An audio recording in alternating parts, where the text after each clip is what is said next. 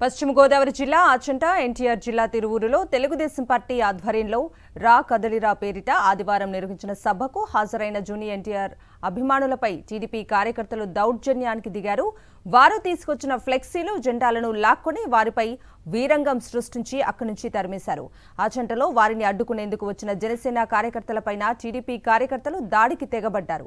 ఆచంటలో 1,00,000 మంది జనంతో ఈ సభ నిర్వహించాలని టీడీపీ నాయకత్వం విస్తృత ప్రచారం నిర్వహించినా కనీసం 12,000 మంది కూడా హాజరు కాకపోవడంతో క్యాడర్లో నిరుత్సాహం నెలకొంది.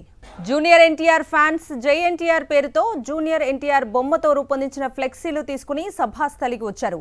టీడీపీ క్యాడర్ వారిని అడ్డుకున్నారు. వారి చేతిలోని ఫ్లెక్సీని లాక్కొని వారితో వాగ్వివాదానికి దిగారు. ఈ సందర్భంగా జూనియర్ ఎన్టీఆర్ అభిమానులు జై ఎన్టీఆర్, జై జూనియర్ ఎన్టీఆర్ అంటూ నినాదాలు చేశారు. ఇదే సమయంలో జనసేన అభిమానులు సైతం వారి పార్టీ జెండాలతో రావడంతో వారి చేతుల్లోని జెండాలను కూడా టీడీపీ క్యాడర్ లాక్కొని బయటకు విసిరేశారు. ఈ తరుణంలో ఇరు వర్గాల మధ్య తోపులాట చోటు చేసుకుంది.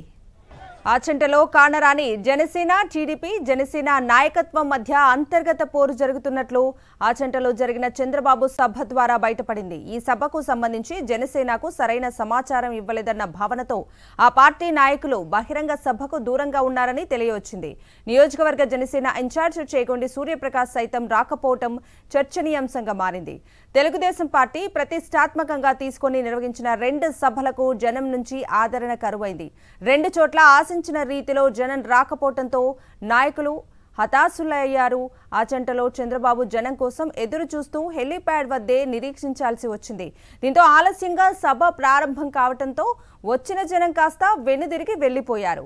ఇక తిరువూరులో 20 ఎకరాల్లో ఏర్పాటు చేసిన సభ జనం లేక వెలవెలబోయింది. సగానికి పైగా స్థలంలో ఖాళీ కుర్చీలు దర్శనమిచ్చాయి.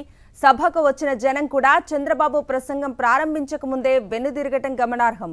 ఎంపీ కేశినేని నాని రావటం లేదన్న సమాచారంతో ద్వితీయ వర్గం నాయకులు కార్యకర్తలు డుమ్మా కొట్టారు. 2 సభల్లో టీడీపీ అధినేత చంద్రబాబు ప్రసంగించిన తీరు హాజరైన ప్రజలను విసుగెత్తించింది.